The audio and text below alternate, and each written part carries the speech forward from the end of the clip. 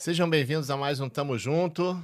Agradecer a, não sei se ainda se fala audiência, né, que eu sou coroa, né, mas que aos pouquinhos está crescendo, o número de inscritos está crescendo. Agradecer mesmo a você que está acompanhando esse trabalho nosso, que é um trabalho feito com amor, tá? Não é um trabalho com, fazendo isso para ganhar dinheiro, que a gente não tem um resultado financeiro com esse programa. É um programa de uma realização pessoal e um programa para ajudar pessoas. Toda a nossa pauta é uma pauta motivacional, é uma pauta divertida. A gente começou agora também o braço futebolístico do programa, que é o Clube de Regatas Tamo Junto, que é outra pauta, é só futebol, é só palpite, né? Eu costumo brincar que lá a gente não é jornalista especializado, a gente é palpiteiro especializado. Então, agradecendo também aqueles que estão já acompanhando o outro braço, né, a outra parte do programa, que é esse Clube de Regatas. Mas hoje o assunto é um assunto que eu amo, que eu estudo, que é debaixo do guarda-chuva imenso e sagrado da saúde mental, da minha amada psicologia. Se você não sabe, eu me trato já há quase 30 anos e eu costumo dizer para meus amigos que eu quero morrer, né, fazendo análise, fazendo terapia, tendo uma boa ou um bom psicólogo.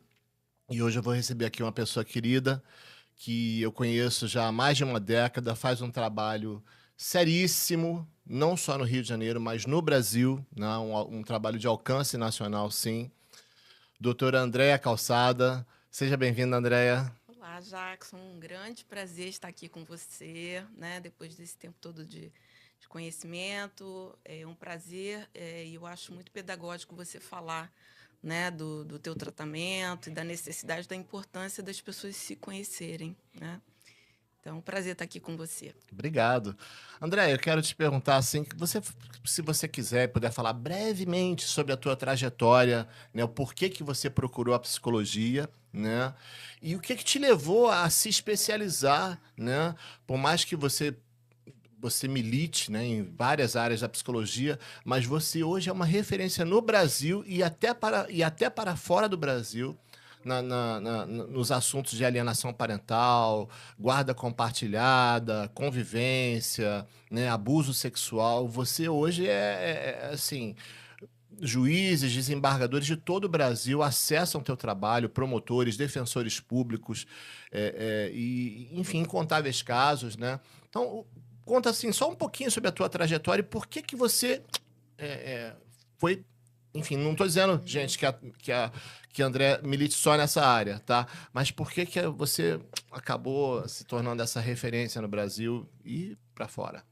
Jackson, deixa eu assim, falar de forma breve, né? E espero que vocês não calculem a minha idade.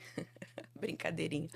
Tenho 56 anos, né? Então, assim, eu me formei e comecei a trabalhar com... Eu tinha 2 anos de formado, comecei a trabalhar com um psiquiatra.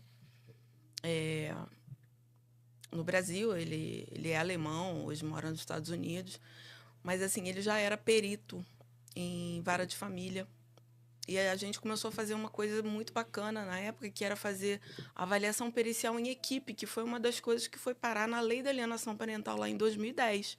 Então, ele era muito adiante do tempo, né? Então, era um trabalho muito bacana, muito mais fácil, entre aspas, né?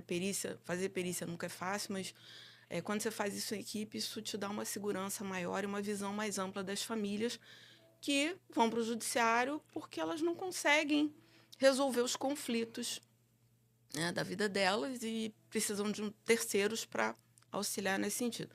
Então, eu comecei dali surgiu o primeiro livro, que foi feito com uma outra psicóloga, uma assistente social. A partir desse livro, a época, né? Então, assim, o primeiro livro foi de 2001, só para vocês terem uma ideia. Os pais... O que acontecia à época, né, Jackson? Então, a vida vem mudando muito, né? As famílias hoje são muito diferentes, mas à época, o que acontecia? As mulheres cuidavam dos filhos e os homens iam para o mercado de trabalho. Na hora do divórcio, na hora da separação, cada um brigava com as armas que tinham, né? As mulheres com os filhos e o homem com dinheiro. Isso vem mudando muito ao longo do tempo, porque a mulher foi para o mercado de trabalho e o homem, hoje em dia, participa muito mais da vida dos filhos, da rotina doméstica, né? Ele troca fralda, ele dá comida, ele dá banho, né? Então, e a mulher foi também para o mercado de trabalho. Então, isso vem modificando. Então, assim, minha entrada na área jurídica foi assim, e aí não parou mais, né? Porque os pais, à época, brigavam, né? Para ter acesso aos seus filhos depois da separação, que era muito difícil. As avaliações periciais eram muito limitadas, como voltaram a ser agora. Isso é um parênteses. Nossa, estamos tendo um Sim, retrocesso? sim, Jackson. E aí, assim, 2009, para quem não conhece, foi feito A gente falava, dava palestra no judiciário sobre alienação parental, sobre guarda, convivência, etc. E aí, em 2009, surgiu um documentário que eu faço parte enquanto profissional, que é A Morte Inventada. Eu assisti. Você assistiu, tá aí na íntegra no YouTube para quem quiser Aliás, assistir. comprei o filme na época, compraram o DVD. Hoje em dia tá disponível, tá? Olha. Então, eu acho que é bacana as pessoas saberem. Anotem aí, gente. 1h20 de documentário, eu tô A lá Morte como profissional. Inventada, botar aqui o lettering, A Morte Inventada. Que é um tema... Está no YouTube? Tá no YouTube. E é um tema muito... É um nome muito bacana, né? Porque alienação parental é isso. Muitas vezes você tem que fazer o luto de um filho vivo, né? Então, teve o documentário em 2010, a Lei da Alienação Parental, que foi promulgada. Eu dei sugestões ao parágrafo 5º que fala de perícia, dei sugestões. E aí a coisa foi num crescente e a gente, de um tempo para cá... Olha eu falando de alienação parental, né? É que os assuntos acabam se interligando, né? A gente teve, o assunto, a gente teve uma primeira lei da guarda compartilhada em 2008 que não vingou, né? E aí, em 2014, nós tivemos a lei, né, que é o que vigora hoje, que é a regra no Brasil, que é a guarda compartilhada. Em 2022, a gente teve uma mudança na lei que diz que, em caso de violência doméstica, não pode ter guarda compartilhada, mas tem 5 dias para comprovar. E aí esse é o problema, se usa muito a Lei Maria da Penha para evitar o convívio, para atrapalhar, para briga processual. Ok, isso. Então, assim, só para dizer, assim, mas na verdade a guarda compartilhada é regra no Brasil, né? E aí, assim, de uns anos para cá, só para fechar esse assunto, existe um grupo de mães, né, que tenta a todos os custos revogar a lei da alienação parental por algumas alegações infundadas, né? Só que politicamente isso dá ibope e é isso. Né? E a gente briga, eu já fui ao Senado 3 vezes falar a favor da lei. Então, eu entrei de cabeça, Jackson, assim, hoje, digamos assim, 70%, 80% da minha vida é a área jurídica. Né? Eu faço clínica também, e muitas vezes da clínica vem da área jurídica também. Então, é isso, só. Acho que o breve se alongou, né? Você vive no fórum, convivendo. Hoje em dia, assim, eu falo mais com advogado do que, né? Porque, assim, como assistente, são coisas diferentes, ser perita e ser assistente técnica, né? Então, como assistente técnica, eu falo muito com advogado, né? Então, acho que é isso. Como eu estava falando com você antes da gente iniciar, né? Ontem eu mencionei com algumas pessoas que eu iria fazer entrevista com você e, nossa, para minha surpresa, foi uma enxurrada de perguntas. Eu vou começar aqui, vou fazer 2 perguntas, tentar duas em uma, né? A pergunta é, do ponto de vista emocional, quais são as diferenças entre guarda compartilhada e a guarda unilateral para a criança? E na sequência, quais os fatores um juiz normalmente considera para decidir esse modelo de guarda? Tá. Como eu falei, o conceito hoje é a guarda compartilhada é regra no Brasil, tá? Porque... Eu acho o melhor dos mundos. Sim. Contanto que os 2 polos, né, o polo materno e o polo paterno, tenham um mínimo de equilíbrio, obviamente. Pois é, Jackson, isso é uma para a cabeça da criança, porque... você é mãe, eu sou pai, né? Você tem muito mais experiência do que eu. Assim, não precisa ser um estudante de psicologia ou de psiquiatria para saber que é saudável o convívio. Contanto que exista, né? Porque, assim, a guarda compartilhada, ela não é só o convívio. Ela é, assim, dela consta também as decisões sobre a vida da criança, né? Então, a ideia, né? E quando eu vejo pais que conseguem levar uma guarda compartilhada de forma compartilhada mesmo, Harmoniosa, né? harmoniosa. Eu fico Harmoniosa. tão feliz, porque o que vem para mim, a maioria das vezes, são pessoas que não conseguem fazer isso e muitas vezes elas não conseguem olhar pelos filhos, né? Porque, assim, emocionalmente, respondendo a pergunta, é fundamental que a criança perceba e tenha uma convivência equilibrada, né? Porque aí, assim, às vezes tem gente que fica no tem que ser 50%, né? Não, com convivência equilibrada, né? É claro, de acordo, né? Às vezes você tem, por exemplo, a pessoa mora em Niterói, a criança mora na Barra. Isso vai limitar um pouco a convivência, concorda? Sim. Mas, assim, isso tem outros formatos. Hoje a gente tem convivência virtual, né? Então, às vezes, precisa estabelecer, homologar esses horários de convivência virtual. Não é o ideal? Não é o ideal, mas se alguém mora... Como é que a criança vai para a escola se a pessoa mora em... Né? Então, às vezes, assim, o pai ou a mãe que mora em Niterói vem para a Barra, vem jantar com a criança, faz um deverzinho lá no restaurante. Sabe? Tem formas de fazer isso. Então, a convivência equilibrada e a decisão sobre a vida as decisões sobre a vida da criança. O ideal é que isso seja compartilhado, não é? A criança vai conviver e ela vai ter o parâmetro, né, e a própria avaliação sobre os seus pais, sobre como eles lidam, como eles cuidam, diferentes valores, é claro, as pessoas são diferentes, né? E às vezes, por exemplo, a guarda lateral, que hoje não é mais o conceito de guarda, né, a não ser em casos específicos, ela dá a sensação para um dos genitores de poder. A não ser que seja uma pessoa muito iluminada que lide com isso bem. Mas aí o que ela vai fazer? Ela vai decidir tudo sozinha, ela pode, né, tem que estar tudo homologado, né, em termos de convivência, senão ela vai dizer que vai... olha só, você não dorme mais com a minha filha, como, né, eu tenho um cliente que está assim, até poder se homologar, né, a convivência.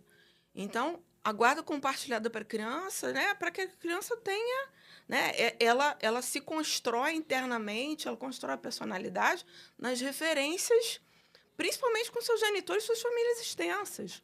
E aí, se você retira um deles ou diminui muito o convívio, a criança não tem esse parâmetro. Ela vai ter o parâmetro só um deles, entendeu?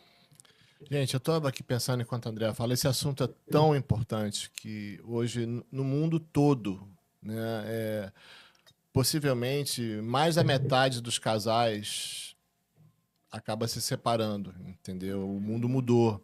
Antigamente os casais, a maioria ficavam juntos até que a morte os separasse. Hoje não. Hoje os casais se separam, né? Então, e muitos desses casais têm filhos. Então, esse assunto de hoje, ele vai se estender para outras entrevistas. Tamanha importância. Então, compartilhe isso. Anotem o contato, o site, enfim, todas as mídias da doutora Andréa Calçada para vocês poderem ver as palestras delas no YouTube, no Instagram, no site dela, pois esse assunto com certeza vai ajudar. Se não vai ajudar você, vai ajudar alguém da sua família, vai ajudar o seu vizinho, um amigo. Né? Então, vou seguir aqui com as perguntas. Andréa, nas suas perícias e acompanhamentos, o que você observa como impacto mais positivo na guarda compartilhada das crianças? Uhum. É claro que, assim, existem guardas compartilhadas e guardas compartilhadas. Eu falei assim, quando tem casais, ex-casais que conseguem fazer isso de forma harmoniosa. Outros têm que ser mediados, né? Então, assim, para a criança, porque o ideal é assim, que a criança precisa se sentir livre para amar ambos os pais. Quando ela tem esse convívio, quando acorda junto, toma café da manhã, vai dar banho, briga, dá limite, né? Isso faz com que a criança se conecte, porque são esses cuidados parentais que desenvolvem um vínculo de amor. Quando você não tem isso, o vínculo afetivo ele fica muito mais frágil, digamos assim, né? Então, assim, isso é para reforçar os vínculos de afeto, né? Então, a guarda compartilhada ela vem para dizer, olha, o filho é de vocês, não é só seu, não, para um dos dois. O filho é dos dois, né? E a criança, para a criança, a ideia é que a criança tenha, e principalmente porque precisa ser homologado, né? Tá lá com decisão no tribunal, Então, a criança fica segura que ela vai ter a convivência equilibrada com ambos.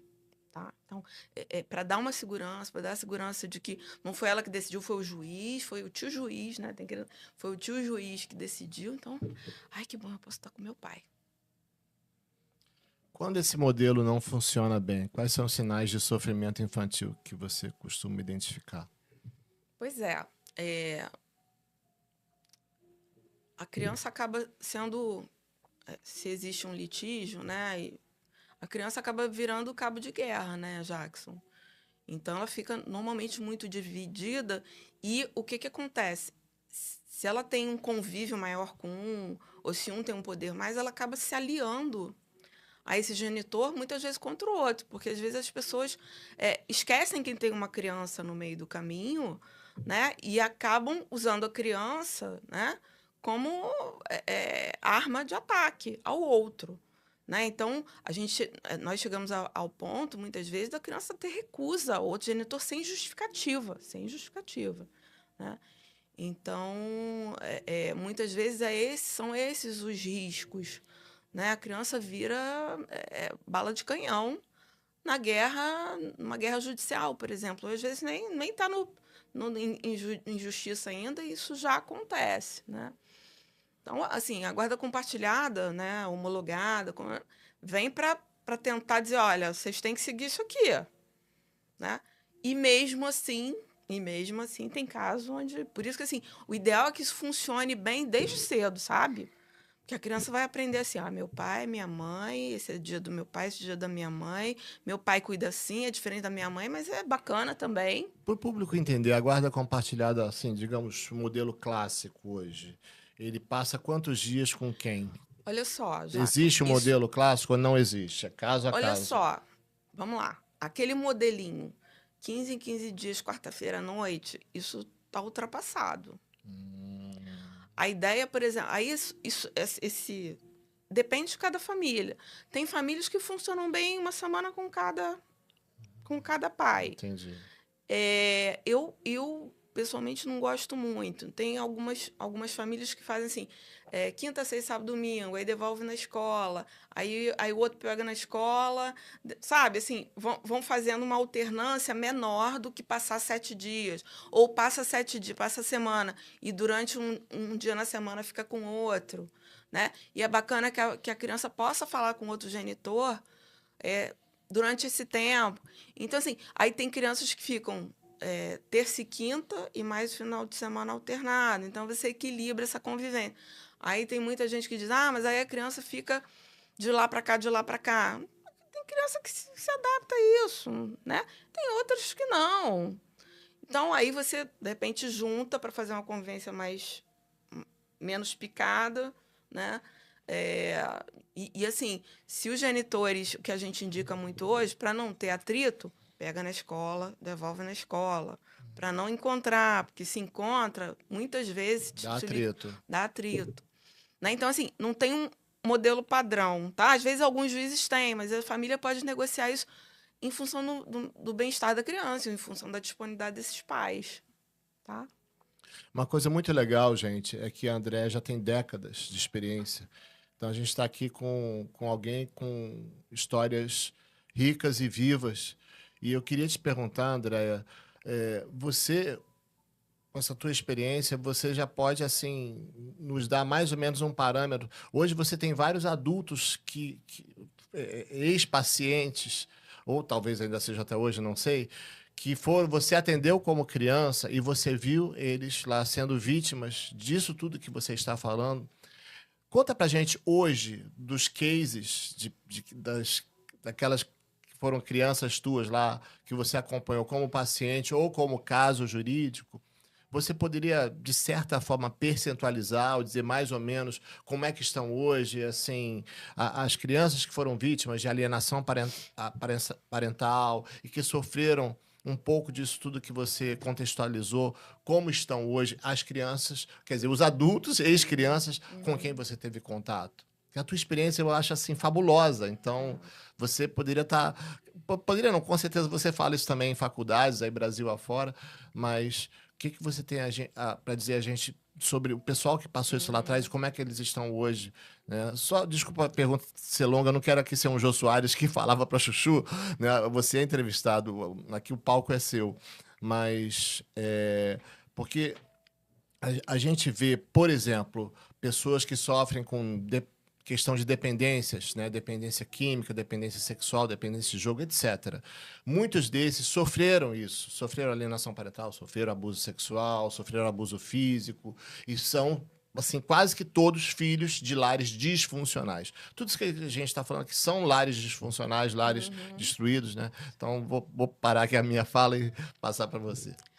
Jackson, o que eu posso te dizer, assim, eu tenho, assim, quando essas crianças que viram adultos, né, elas se tratam, isso dá um diferencial, tá?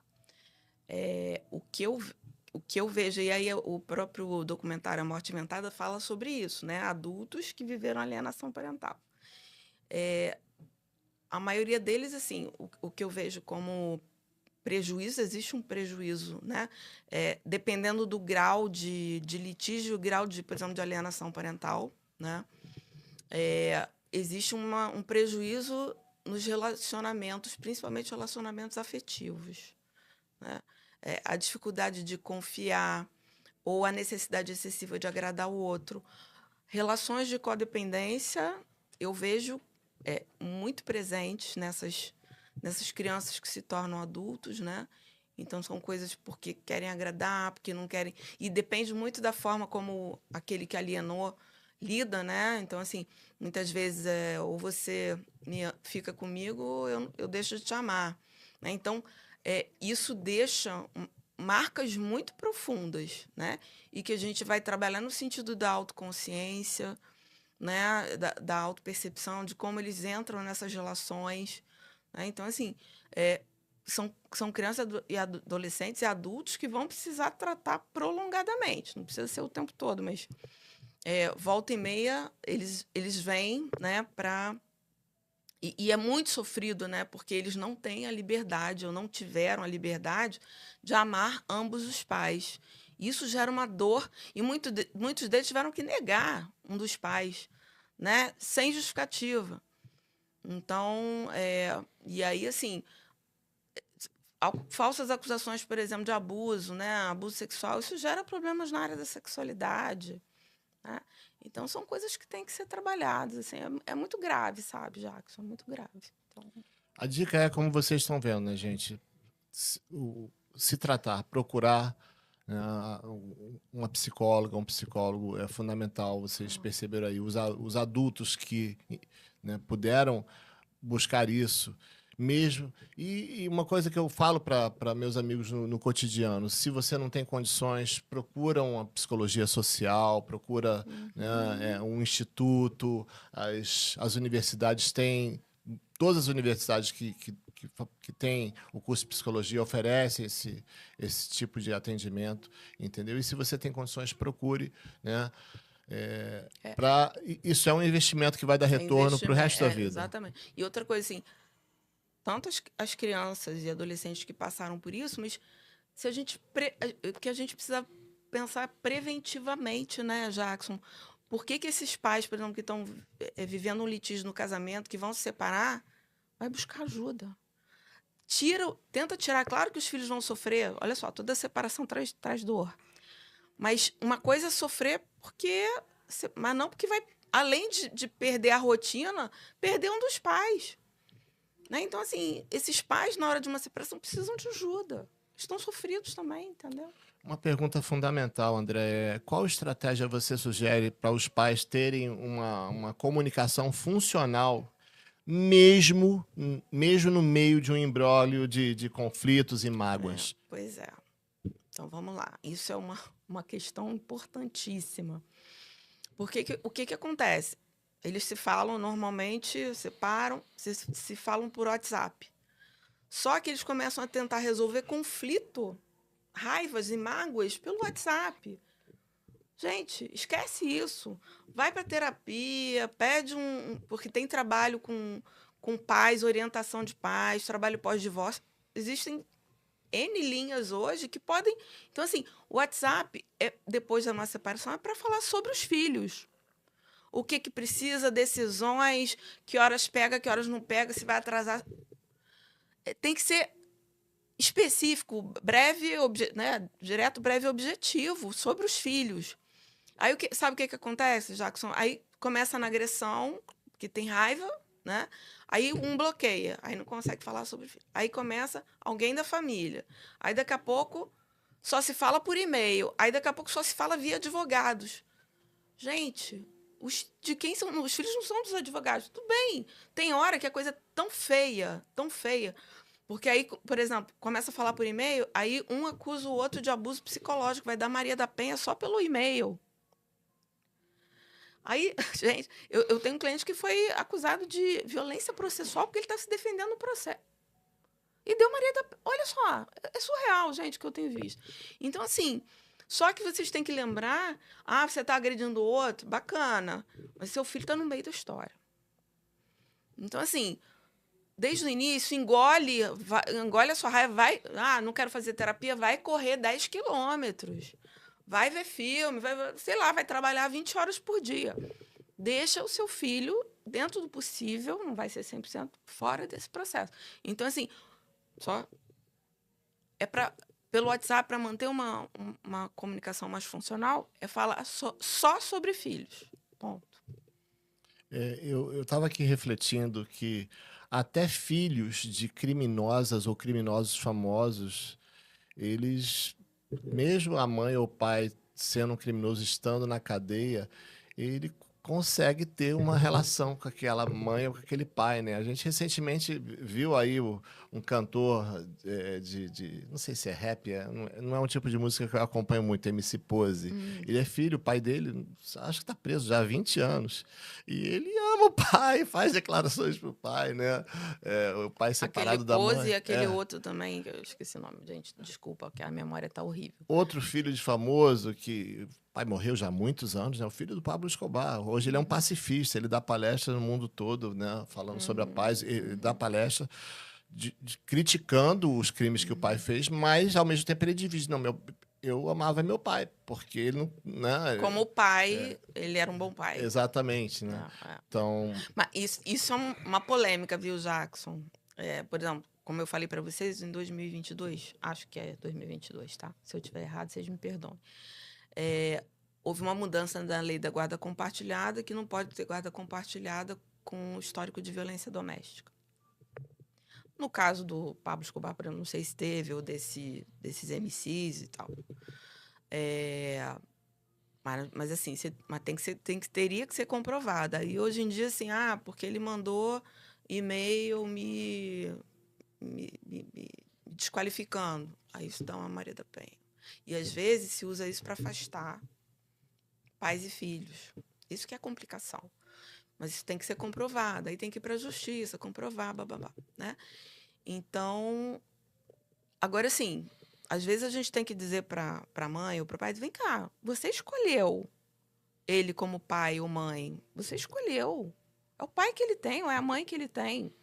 Então, assim, às vezes o que a gente consegue, por exemplo, se a pessoa tiver alguma questão de violência, por exemplo, né? Não contra a criança, mas contra a mãe, por exemplo, ter uma visita assistida por babá, né? Antigamente, os meus primeiros clientes ficavam 7, 8 anos, 9 anos, 10 anos sem ver os filhos e aí acabou, né?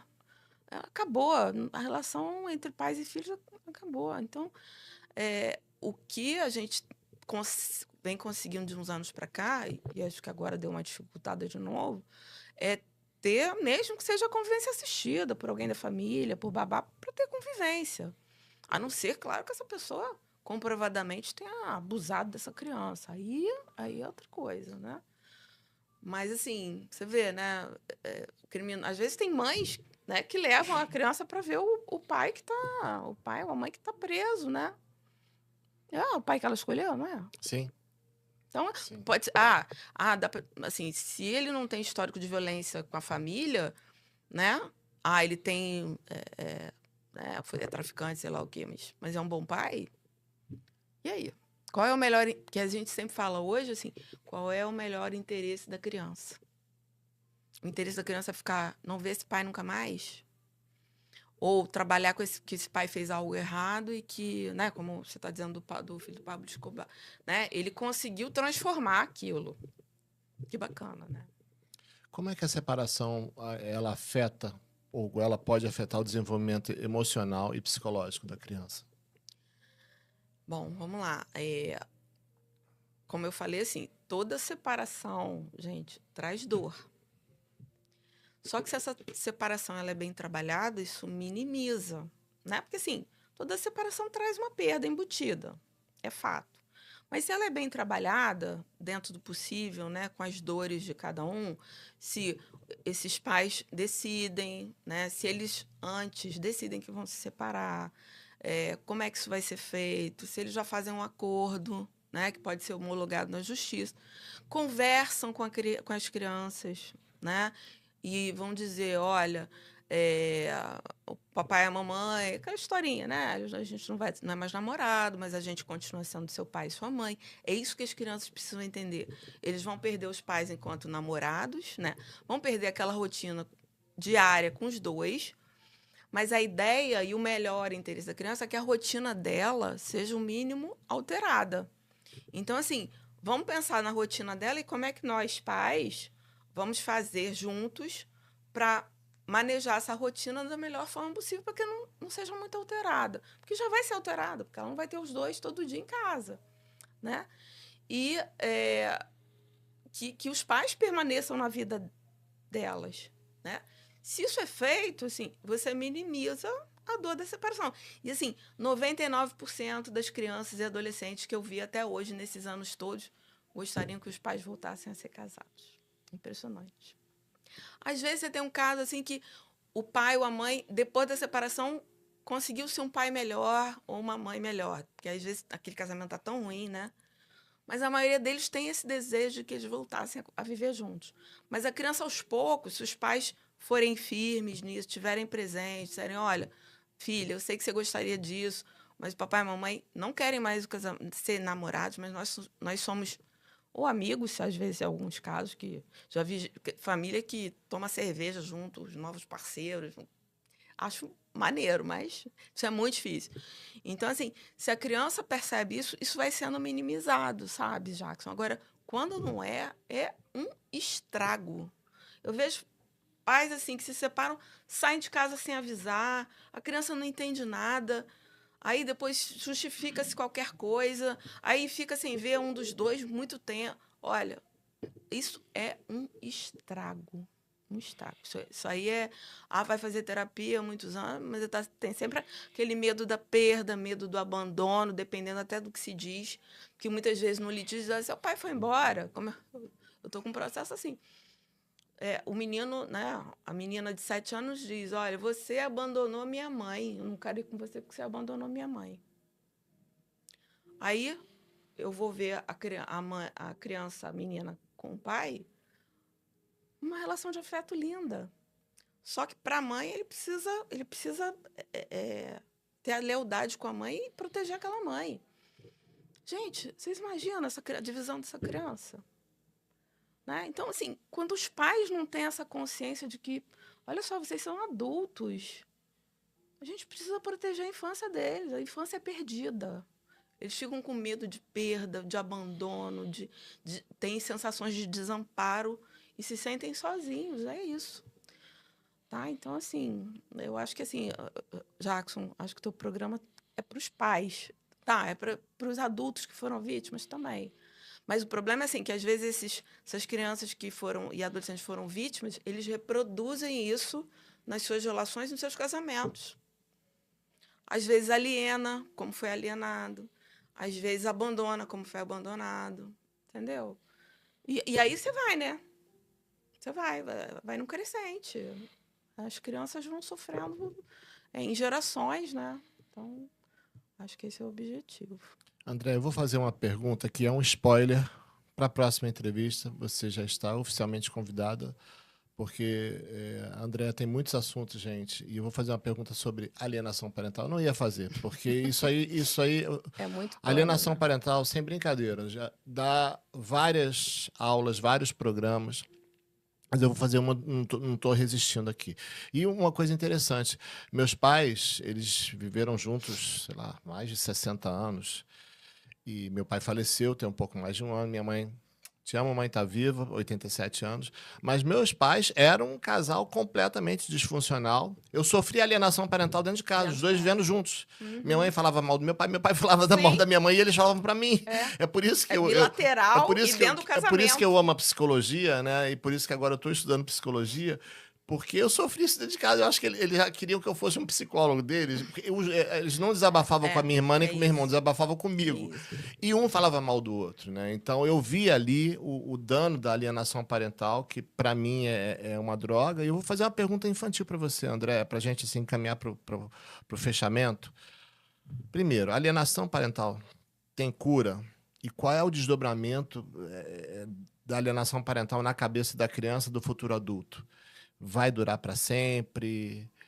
A gente sabe que, obviamente, o tratamento com psicoterapia é fundamental, mas qual é o alcance dessa agressão? É. Jackson, isso vai depender do grau de alienação, porque a gente tem parâmetros assim, leve, médio e grave.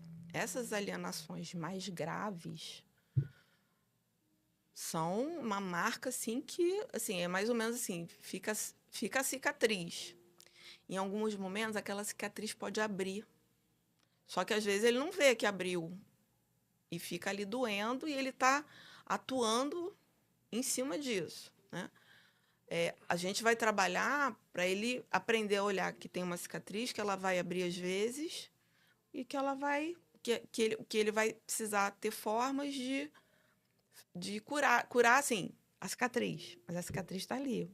Então, às vezes, se ele entra num casamento disfuncional, aquela cicatriz pode reabrir. E ele pode reproduzir coisas se ele não estiver atento, né?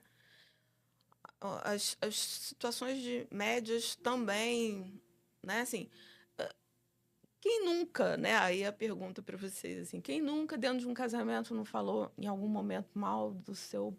Isso não é alienação parental. Alienação parental é abuso psicológico, é aquela coisa...